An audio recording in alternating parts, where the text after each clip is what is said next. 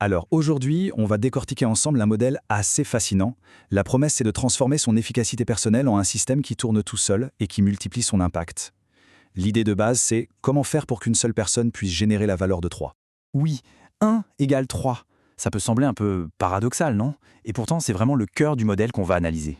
L'objectif, ce n'est pas du tout de travailler 3 fois plus, mais plutôt de construire un système intelligent où l'effort qu'on met au début est amplifié, mais de manière exponentielle.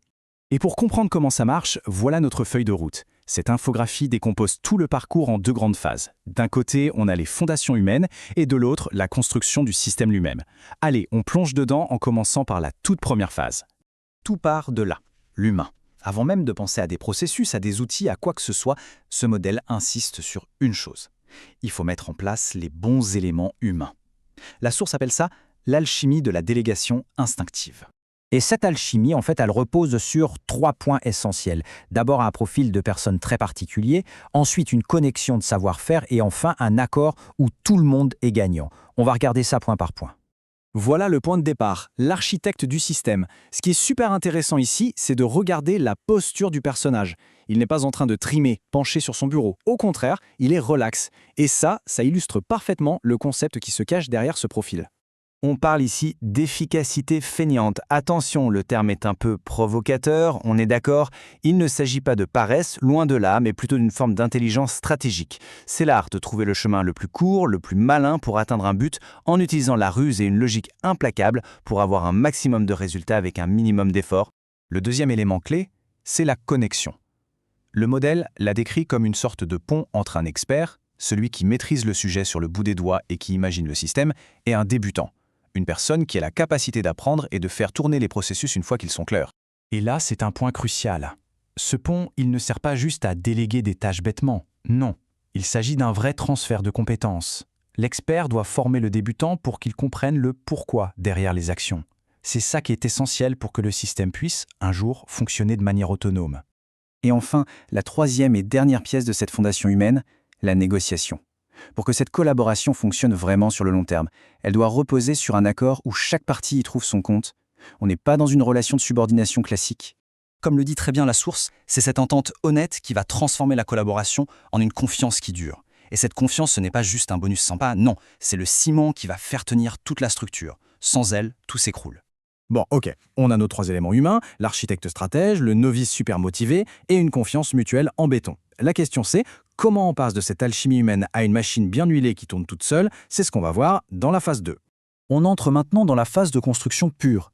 L'attention se déplace des personnes vers ce que le système produit. Le but, c'est de créer ce que la source appelle le livrable autonome. Alors, qu'est-ce que c'est que ce livrable?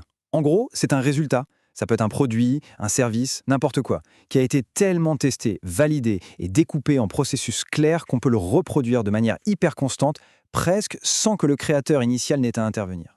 Mais évidemment, pour que ce livrable soit vraiment stable et fiable, il lui faut un support solide. Et l'infographie l'illustre super bien avec cette image d'un trépied, le trépied du succès, qui est composé de 3 piliers indispensables. Et c'est là que tout se connecte de manière brillante. Le premier pilier de ce système, ce n'est rien d'autre que la confiance. Oui, celle qu'on a construite dans la phase 1. Ça montre bien que l'humain n'est pas à côté du système, il en est la fondation directe. Les 2 autres piliers sont tout aussi logiques. On a l'accompagnement, qui correspond au soutien continu de l'expert envers le novice, et bien sûr un objectif clair, pour être certain que tout le monde rame dans la même direction, avec la même définition du succès.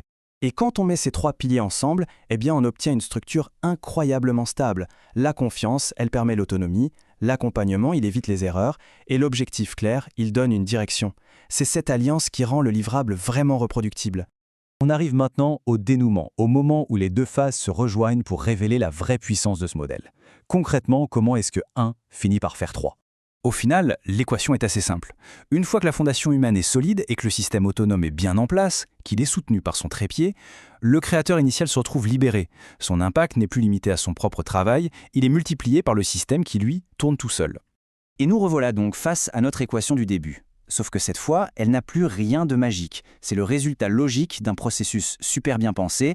Un individu conçoit un système, il le transmet, et ce système produit une valeur équivalente, ce qui libère le créateur pour qu'il puisse innover ailleurs.